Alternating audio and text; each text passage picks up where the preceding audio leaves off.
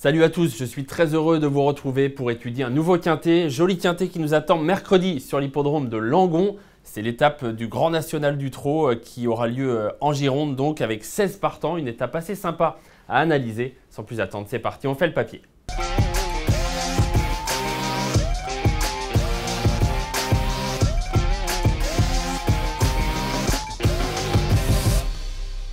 Avant d'étudier en détail ce quintet, je vous rappelle une nouvelle fois que vous pouvez bien sûr vous abonner à notre chaîne YouTube. N'hésitez pas d'ailleurs à nous donner vos favoris pour ce quintet, pour cette nouvelle étape du Grand National du Trot. N'hésitez pas également à liker tous nos contenus. C'est parti donc pour étudier ce quintet, 16 partants au départ de cette étape du GNT à Langon. Un petit mot d'ailleurs rapide puisque c'est la première fois que l'hippodrome de Langon va accueillir le quintet et une étape du GNT. Sachez que c'était une très belle piste, une grande piste corde à gauche, où franchement au niveau de l'étude du papier, je vous conseillerais de vous dire que tout est possible. Voilà, on peut aller devant, on peut attendre, il faut avoir du train, il faut avoir un moteur comme on dit pour aller au bout parce que c'est une piste qui est sélective, il y a de grandes lignes droites. Donc voilà, pas trop de prise de tête pour faire le papier avec cette piste. On peut tout faire à Langon si on est un bon cheval, ça c'est le plus important évidemment, mais un bon cheval peut tout faire sur cette piste donc, qui se trouve en Gironde, pas très loin de Bordeaux. C'est parti donc pour l'étude de cette course, 16 partants je vous le disais, et tout de suite je vous donne mon favori. C'est un cheval que vous connaissez certainement, vous le connaissez forcément si vous suivez les étapes du GNT ces derniers temps parce qu'il a été très bon à plusieurs reprises, c'est Horace du Goutier. Il a gagné à Saint-Brieuc, il a gagné à Laval dernièrement et c'est un cheval qui est encore en pleine ascension. C'est un cheval qui n'est pas arrivé au bout de ce qu'il peut faire, un cheval qui va peut-être encore continuer de monter les paliers. Laval, donc lors de la dernière étape du GNT, c'était le 7 juin dernier. On va le revoir ensemble. Il a gagné facilement. Il battait Audi Partner, qu'on connaît bien, hein, qui avait brillé notamment lui à Amiens. Il battait Hidalgo des Noé. Je vous conseille de regarder également Hidalgo des Noé parce que moi je l'aime bien encore une fois dans cette étape du GNT. Il battait Zalio Smart qui était 6e. Falco d'Avaroche courait lui sans prétention ce jour-là parce qu'il était ferré. Il sera déféré dans l'étape de Langon ce mercredi. Important également. Même si on connaît la valeur de ces chevaux et ce n'est pas ça qui nous en dit forcément plus, mais c'est toujours bon à prendre. Regardez qui était à la 3e place ex aequo avec Hidalgo des Noé, c'est Geisha Speed. Et Geisha Speed, elle a gagné très brillamment un quintet depuis à Vincennes. Donc voilà, la ligne est bonne, on connaît la valeur de ces chevaux. On n'a pas besoin forcément de ça pour en être persuadé, mais quand même, c'est toujours assez positif de voir que dans cette ligne, face à Horace du Goutier, face à Hidalgo des Noé, il y a une jument qui depuis a gagné un quintet à Vincennes. On regarde ça en image, je vous ai fait la théorie, on regarde la pratique. Et Horace du Goutier, ce qu'il a pour lui, c'est qu'il est très dur. Je pense que la piste de Langon va parfaitement lui convenir. Il tourne bien à gauche, il est dur. Les longues lignes droites et le côté sélectif de la piste vont lui plaire. Et Hidalgo des Noé, regardez, casaque blanche, toque verte, se défendait très bien. Il luttait avec Audi Partner, il luttait donc avec Geisha Speed qui est là, qui depuis a gagné un quintet facilement à Vincennes. C'était une bonne perf pour Hidalgo des Noé, mais vous l'avez vu.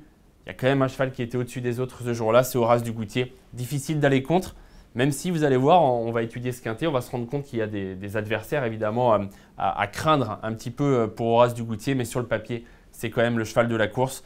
Rien à dire concernant la configuration, c'est son pilote habituel, Hugues Montulé, il n'y a pas de souci, il est plaqué devant, déféré derrière, aucun problème à ce niveau-là. Voilà, il a tout pour lui avant le coup, c'est le cheval à battre, tout simplement, ce numéro 11, Horace du Goutier, dans cette nouvelle étape du Grand National du Trot. Je l'ai dit, Hidalgo des Noé était 3e. On va parler un peu des chevaux qui étaient dans cette course de Laval. Hidalgo des Noé 3e, je trouve qu'il courait très bien. Il ne sera pas déféré des 4 pieds, il l'était à Laval, mais c'est un cheval qui est peu déféré des 4 pieds. Il le sera seulement des antérieurs. Maintenant, Stéphane Provost nous dit que c'est certainement mieux encore pour lui finalement que d'être déféré des 4 pieds. Donc pas d'inquiétude à ce niveau-là. La seule petite crainte, c'est pas vraiment une crainte, mais je dirais que le petit bémol, c'est qu'il rend 25 mètres pour pas grand-chose. Il n'est pas très bien engagé dans cette étape. Il doit rendre 25 mètres, à quelque chose près, il aurait pu partir en tête, ça lui aurait donné une vraie chance.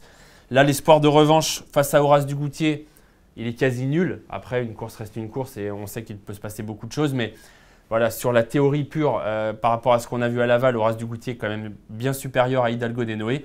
Mais attention, Hidalgo des Noé est un cheval intéressant pour les joueurs de quintet. Moi, je pense qu'il va faire l'arrivée de nouveau sur une piste qui, là encore, devrait lui convenir parfaitement. 3e, donc je le rappelle, à Laval. Il devançait notamment Zalio Smart qui était 6e, qui était déféré des 4 pieds. Il est seulement plaqué cette fois. Il courait pas mal. À Laval, c'était pas évident. Il rendait la distance. Il avait fait de son mieux.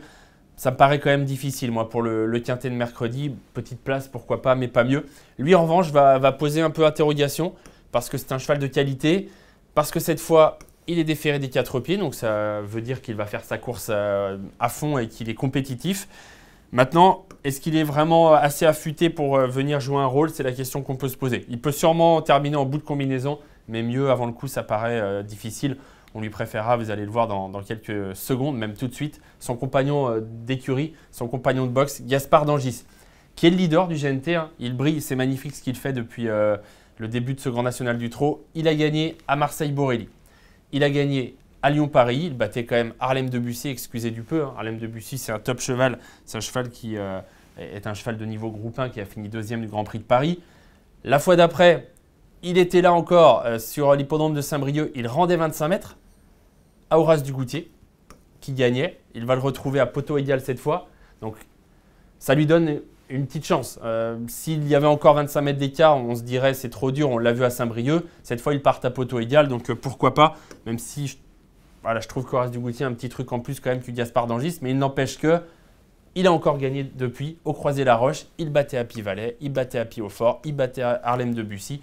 Non, c'est vraiment un cheval qui est au top en ce moment, qui est maniable. Eric Raffin le connaît bien. Il a beaucoup de choses pour lui. Hein. Je pense que ce sera le co-favori de la course avec Horace Dugoutier. Moi, je lui préfère Horace Dugoutier, mais vous allez voir tout à l'heure que je l'ai placé haut, évidemment. Gaspard d'Angis, déféré des 4 pieds, associé à Eric Raffin. Il y a pas mal de choses pour lui. Je le vois quand même plus placé que gagnant, mais je crois me souvenir que la dernière fois au Croisé-la-Roche, je disais la même chose et il a gagné. Donc, c'est pas ça qui l'empêchera de gagner. Avant le coup, je le vois quand même plus placé que gagnant parce qu'il y a Horace Dugoutier et parce qu'il y a un autre cheval que j'aime bien dans cette course qui s'appelle Gendréen. Voilà un petit peu les chevaux qui, je pense, sont les chevaux de la course pour la victoire. À mon avis, ça va se jouer entre ces 3 chevaux-là. Gendréen, le numéro 7, a beaucoup d'atouts lui aussi pour lui. Je vous ai retrouvé une perf qui montre qu'il a une chance de battre Gaspard d'Angis et qu'il a une chance de gagner. Cette perf, elle remonte, alors elle n'est pas si lointaine, mais elle remonte un peu, c'était le 8 janvier. À Vincennes, en plein meeting d'hiver, Gendréen était battu par Gaspard d'Angis, mais les deux partaient à poteau égal, les deux rendaient 25 mètres. Cette fois, Gendréen part au premier poteau, alors que Gaspard d'Angis rend la distance. Ça fait quand même une vraie différence, hein, parce que Gendréen n'est pas un grand démarreur, mais tout en assurant son départ, il va pouvoir se retrouver devant Gaspard d'Angis qui lui rend 25 mètres.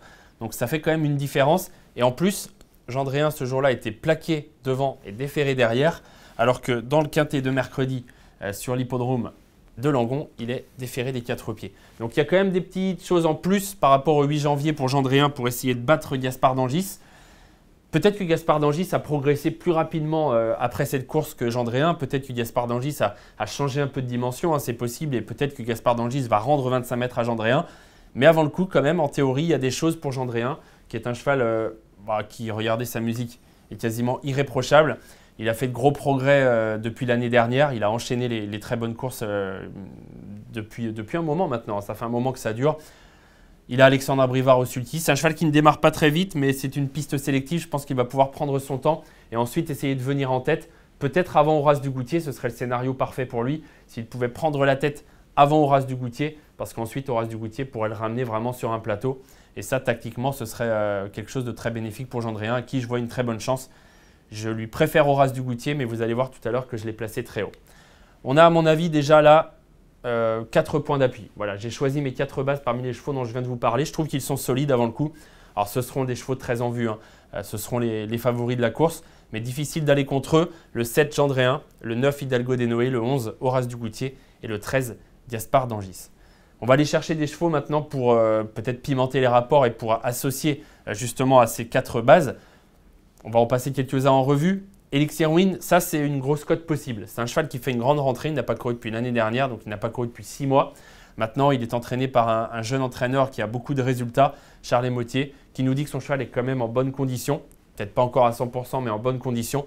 Donc je me dis pourquoi pas 4-5e, il y a parfois des chevaux comme ça qu'on n'attend pas trop. C'est quand même un bon cheval, il est dur à l'effort. Donc pourquoi pas sur sa fraîcheur, une 4-5e place à 40 contre 1 pour Elixir Win. J'enchaîne avec Gold Voice, qui elle va être beaucoup plus jouée parce que c'est une jument de qualité. On l'a vu faire de très belles choses durant l'hiver à Vincennes.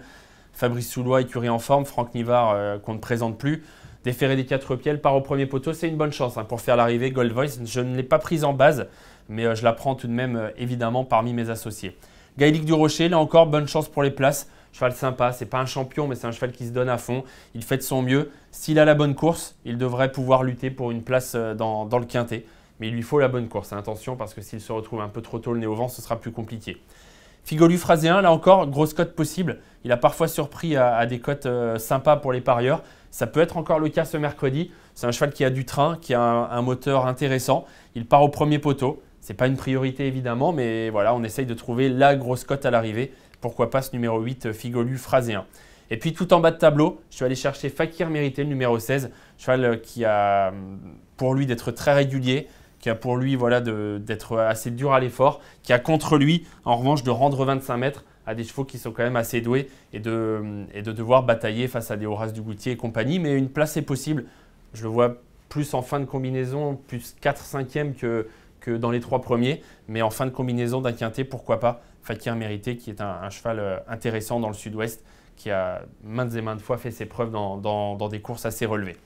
Donc mes 4 bases, et puis derrière mes associés, l'As Elixir Wind, le 5 Gold Voice, le 6 Gallique du Rocher, le 8 Figolu Phraséen et le 16 Fakir Mérité. Ma plus grosse hésitation, voilà, j'ai choisi d'en prendre 5 derrière, ça nous fait un ticket à 10 €. Ma plus grosse hésitation, elle concernait Falco d'Avaroche, que finalement j'ai laissé de côté, mais voilà, si vous voulez élargir encore un peu plus, pourquoi pas Falco d'Avaroche, c'est pareil, il peut être 4/5e à une cote intéressante. Voilà pour le quintet, donc je vous les classe dans mon ordre préférentiel. Le 11, Horace du Goutier, difficile d'aller contre lui, c'est un cheval très dur à l'effort et très bon en ce moment, depuis un moment d'ailleurs, mais là il est vraiment en train de prendre du mental, de devenir encore un peu plus maniable et de progresser. Donc c'est un cheval qui peut devenir vraiment un cheval très intéressant pour l'écurie Garato. Le 7 Gendréen, que je vois bien faire une jolie course en partant au premier poteau. Le 13 Gaspard d'Angis, hein, c'est le maillot jaune de ce GNT. Et le 9 Hidalgo des Noé en 4e position pour mes bases. Et ensuite l'As, le 5, le 6, le 8 et le 16 pour mes associés.